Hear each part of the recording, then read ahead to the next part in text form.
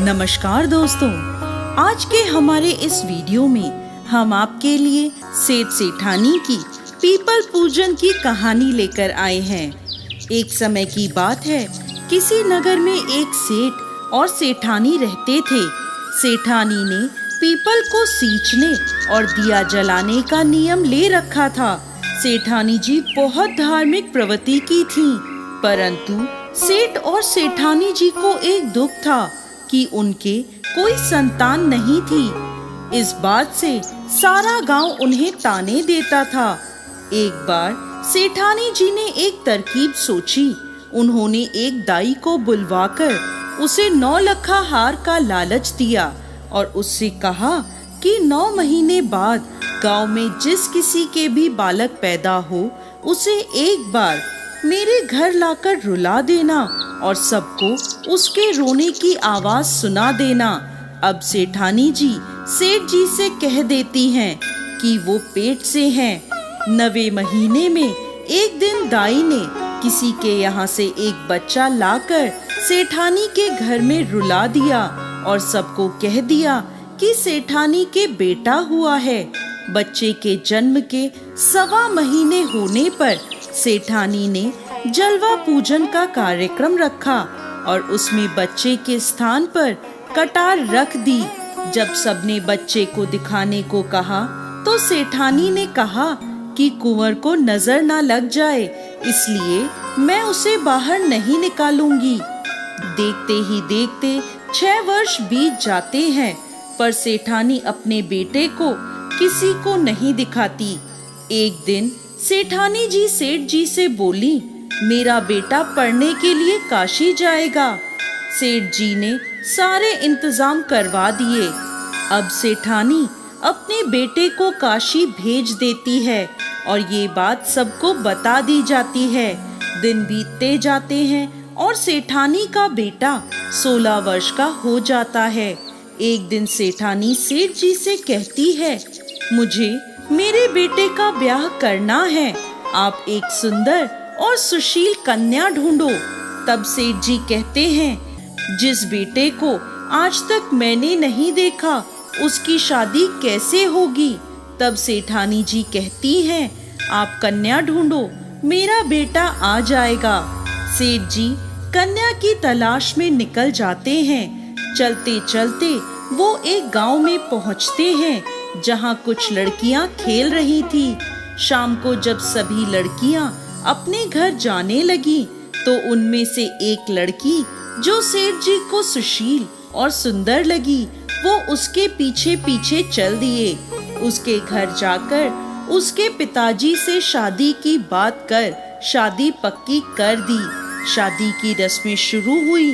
सगाई में सेठानी बहाना बना देती है कि अभी बेटा काशी से नहीं आया, इसलिए मेरे बेटे की कटार की सगाई की रस्म कर दो। इसी प्रकार शादी में भी सेठानी कटार के साथ कन्या का विवाह कर देती हैं। अब नई बहू ससुराल में आ जाती है। जब रोज की तरह सेठानी जी सुबह मंदिर जाने लगती हैं, तो बहू को 7 कोठरियों की चाबी देके जाती हैं और कहती हैं, बहू ये 7 कोठरियों की चाबी है, तू इनमें से रोज एक कोठरी खोलना, लेकिन 7वीं कोठरी मत खोलना। बहू कहती है, ठीक है। अब जैसे ही सेठानी जी मंदिर जाती हैं, बहू पहले दिन जाकर पहली कोठरी खोलती है तो उसमें बहुत सारे रेशमी और सुंदर सुंदर कपड़े रखे देखती है। बहू उन कपड़ों को पहन पहन कर देखती है और खूब खुश होती है। दूसरे दिन जब बहू दूसरी कोठरी खोलती है तो उसमें बहुत सारे गहने होते हैं। बहू उन सभी को पहन पहन कर देखती है। तीसरे दिन बहू तीसरा कमरा खोलती है और चौथे दिन चौथा। ऐसे ही करते करते वो 6 कमरे खोल के देख लेती है, लेकिन 7वें दिन वो 7वां कमरा नहीं खोलती। जैसे ही सेठानी जी मंदिर जाती हैं, बहू अपने दरवाजे पे आकर खड़ी हो जाती है। तब पड़ोसन उससे कहती है, क्यों नहीं बहू, अभी तेरा पति काशी से वापस नहीं आया? तो बहू कहती है, नहीं, अभी वो काशी से वापस नहीं आए। तो पड़ोसन कहती है, वो कभी काशी से आएगा भी नहीं। हम में से किसी ने भी आज तक उसे नहीं देखा। हमने तो क्या, आज तक सेठ जी ने भी अपने बेटे को नहीं देखा। तब बहू विचलित हो जाती है और जाकर 7वें कमरे का दरवाजा खोलती है तो देखती है कि 7वें कमरे में एक मंदिर और पीपल का पेड़ होता है। बहू सोचती है, घर में इतना सुंदर मंदिर और पीपल का पेड़ है तो माताजी किसी और मंदिर क्यों जाती हैं? वो 7वें कमरे के पीपल के पेड़ और मंदिर के पास जाकर बैठ जाती है। थोड़ी देर बाद उस पीपल के पेड़ में से एक 17-18 वर्ष का कुंवर बाहर आता है। बहू उसे देखकर पूछती है, आप कौन हैं? तो वो कहता है, मैं तुम्हारा पति हूँ। बहू बोली, आप तो काशी पढ़ने गए थे, आप कब आए? तब कुंवर बोला, बस अभी, पर तुम माँ को मत बताना। बहू ने अपने पति को आज तक नहीं देखा था, इसलिए उसे अपना पति मानकर वो उसके साथ बातें करने लगती है। अब ये रोज का नियम हो जाता है। जैसे ही सास मंदिर जाती, बहू 7वें कमरे में जाकर कुंवर से बैठी बातें करने लगती। थोड़े दिनों बाद बहू पेट से हो गई। अब सेठ जी सेठानी जी पर चिल्लाने लगे, मेरा तो बुढ़ापा खराब हो गया, मैं लोगों को क्या मुंह दिखाऊंगा? तब सेठानी ने प्यार से बहू से पूछा, बहू ये किसका बच्चा है?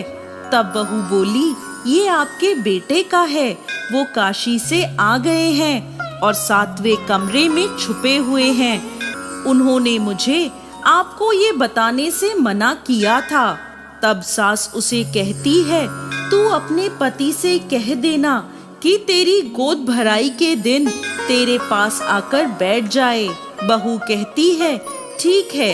अगले दिन वो कुंवर को ये बात कह देती है तो कुंवर उससे कहता है, माँ से कहना मैं आ जाऊंगा। अब सास और बहू दोनों निश्चिंत हो जाती हैं। 7वें महीने में बहू की गोद भराई की रस्म रखी जाती है। तब सारा गांव सेठ जी के यहाँ आता है। जब बहू को बाहर लाकर बिठाया जाता है तो थोड़ी ही देर में एक 17-18 वर्ष का बहुत सुंदर कुंवर बहू के पास आकर बैठ जाता है। उसे देखकर सभी मेहमान चौंक जाते हैं। गांव की औरतें कहती हैं, अरे इतना सुंदर कुंवर, इसीलिए सेठानी ने आज तक इसको छुपा कर रखा था। कार्यक्रम के बाद जब सभी गांव वाले चले जाते हैं तो वो कुंवर वापस जाने लगता है।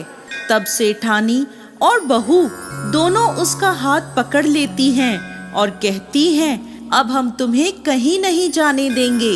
तब उस पीपल के वृक्ष से भगवान विष्णु और माता लक्ष्मी प्रकट होते हैं और सेठानी से कहते हैं, सेठानी ये तेरे जीवन भर के पीपल को सींचने और दिया जलाने का प्रताप है, तुझे हम ये कुंवर दे रहे हैं। ये बात सुनकर सेठानी और बहू दोनों हाथ जोड़कर खड़ी हो जाती हैं।